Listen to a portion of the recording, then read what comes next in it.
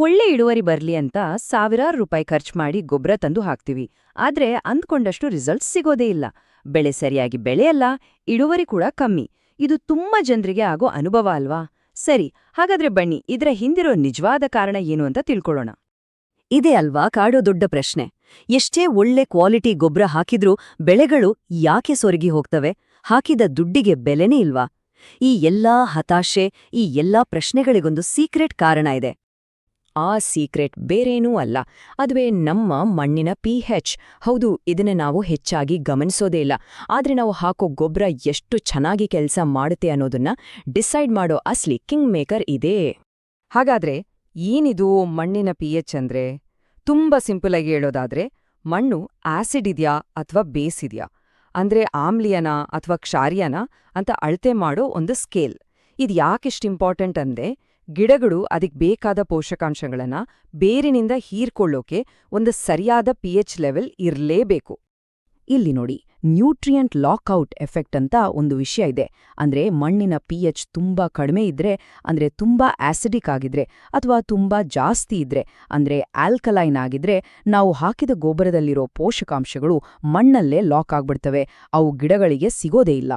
ಅಂದ್ರೆ ನಾವು ಹಾಕಿದ ದುಬಾರಿ ಗೊಬ್ಬರ ಪೂರ್ತಿ ವೇಸ್ಟ್ ಆದ ಹಾಗೆ ಲೆಕ್ಕ. ಸೊ ಇಷ್ಟೆಲ್ಲ ದುಡ್ಡು ವೇಸ್ಟ್ ಆಗೋದನ್ನ ತಪ್ಪಿಸ್ಬೇಕು ಅಂದ್ರೆ, ಯಾವುದೇ ಬೆಳೆ ಹಾಕೋಕ್ಕೂ ಮುಂಚೆ ನಾವು ಮಾಡಲೇಬೇಕಾದ ಮೊದಲ ಹಾಗೂ ಅತೀ ಮುಖ್ಯವಾದ ಕೆಲಸ ಅಂದ್ರೆ ಅದು ಮಣ್ಣಿನ ಪರೀಕ್ಷೆ. ಇದು ನಮಗೆ ಸರಿಯಾದ ಡಿಸಿಷನ್ ತಗೊಳ್ಳೋಕೆ ಹೆಲ್ಪ್ ಮಾಡುತ್ತೆ.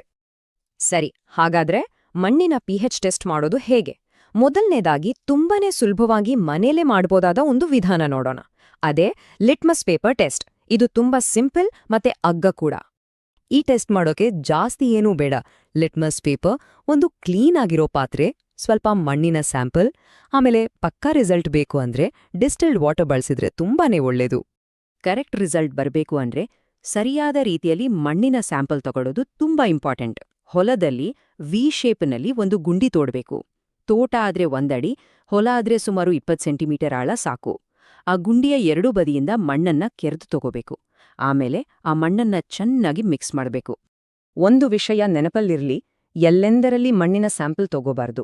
ಮರದ ಕೆಳಗೆ, ಹೊಲದ ಬದುವಿನ ಹತ್ರ, ಗೊಬ್ಬರ ರಾಶಿ ಹಾಕಿದ ಜಾಗದಲ್ಲಿ ಅಥವಾ ನೀರು ನಿಂತಿರೋ ಜಾಗದಿಂದ ಸ್ಯಾಂಪಲ್ ತಗೊಂಡ್ರೆ ರಿಸಲ್ಟ್ ತಪ್ಪಾಗಿ ಬರೋ ಚಾನ್ಸ್ ಇರುತ್ತೆ.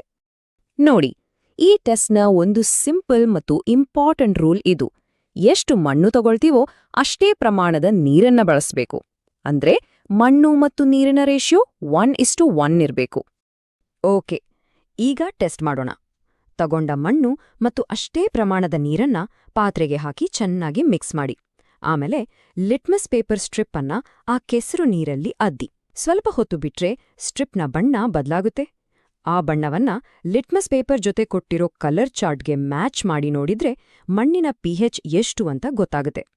ನಾವು ನೋಡಿದ ಮೂಲ ವಿಡಿಯೋದಲ್ಲಿ ಟೆಸ್ಟ್ ಮಾಡಿದಾಗ ರಿಸಲ್ಟ್ ಬಂದಿದ್ದು pH 7. ಅಂದ್ರೆ ಇದು ನ್ಯೂಟ್ರಲ್. ಹೆಚ್ಚಿನ ಬೆಳೆಗಳಿಗೆ ಇದು ಒಂದು ಪರ್ಫೆಕ್ಟ್ ಲೆವೆಲ್. ಅಂದ್ರೆ ಆ ಮಣ್ಣಲ್ಲಿ ಪೋಷಕಾಂಶಗಳು ಗಿಡಗಳಿಗೆ ತುಂಬಾ ಸುಲಭವಾಗಿ ಸಿಗ್ತವೆ. ಈಗ ಎರಡನೇ ಮೆಥಡ್ ನೋಡೋಣ. ಇದೊಂದು ಸ್ವಲ್ಪ modern tool, digital pH meter. ಈ ಡಿಜಿಟಲ್ ಮೀಟರ್ನ ಅಡ್ವಾಂಟೇಜ್ ಏನು ಅಂದ್ರೆ, ಇದನ್ನ ಮತ್ತೆ ಮತ್ತೆ ಬಳಸಬಹುದು.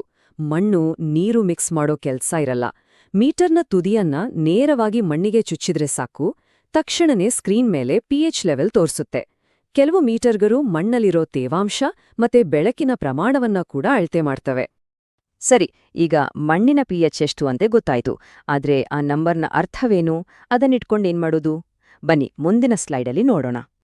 ಸಾಮಾನ್ಯವಾಗಿ ಹೆಚ್ಚಿನ ಬೆಳೆಗಳಿಗೆ ಬೇಕಾದ ಐಡಿಯಲ್ pH ರೇಂಜ್ ಅಂದ್ರೆ 6.5ರಿಂದ 7.2. ಇದನ್ನ ಸ್ವೀಟ್ ಸ್ಪಾಟ್ ಅಂತಾನೂ ಕರಿಬಹುದು. ಮಣ್ಣಿನ pH ಈ ರೇಂಜ್ನಲ್ಲಿದ್ರ ನಾವು ಹಾಕೋ ಗೊಬ್ಬರ ಗಿಡಗಳಿಗೆ ಸಂಪೂರ್ಣವಾಗಿ ಸಿಗುತ್ತೆ ಅಂತ ಅರ್ಥ. ನೋಡಿ, ಇಡೀ ವಿಶ್ಲೇಷಣೆಯ ಸಾರಾಂಶವೇ ಇದು. ಮಣ್ಣಿನ pH ಗೊತ್ತಿದ್ರೆ ಯಾವ ಗೊಬ್ಬರ ಬೇಕು ಅಥವಾ pH ಸರಿ ಮಾಡೋಕೆ ಏನ್ ಮಾಡ್ಬೇಕು ಅಂತ ಪ್ಲಾನ್ ಮಾಡಬಹುದು. ಇದರಿಂದ ಸುಮ್ನೆ ದುಡ್ಡು ಖರ್ಚು ಮಾಡೋದನ್ನ ನಿಲ್ಸಿ ಹಣ ಉಳಿಸಬಹುದು. ಒಂದು ವೇಳೆ ನಿಮ್ಮ ಮಣ್ಣಿನ pH 6.5ಕ್ಕಿಂತ ಕಡಿಮೆ ಅಥವಾ 7.2ಕ್ಕಿಂತ ಜಾಸ್ತಿ ಇದ್ರೆ ಏನ್ ಮಾಡೋದು? ಆಸಿಡಿಕ್ ಮಣ್ಣನ್ನ ಹೇಗೆ ಸರಿ ಮಾಡೋದು? ಆಲ್ಕಲೈನ್ ಮಣ್ಣನ್ನ ಹೇಗೆ ಸುಧಾರಿಸೋದು? ಇದು ಮುಂದಿನ ಕುತೂಹಲಕಾರಿ ಪ್ರಶ್ನೆ. ಸರಿಯಾದ ಮಾಹಿತಿ ಇದ್ರೆ ಯಾವುದೇ ತರಹದ ಮಣ್ಣನ್ನ ಫಲವತ್ತಾಗಿ ಮಾಡೋದು ಸಾಧ್ಯ.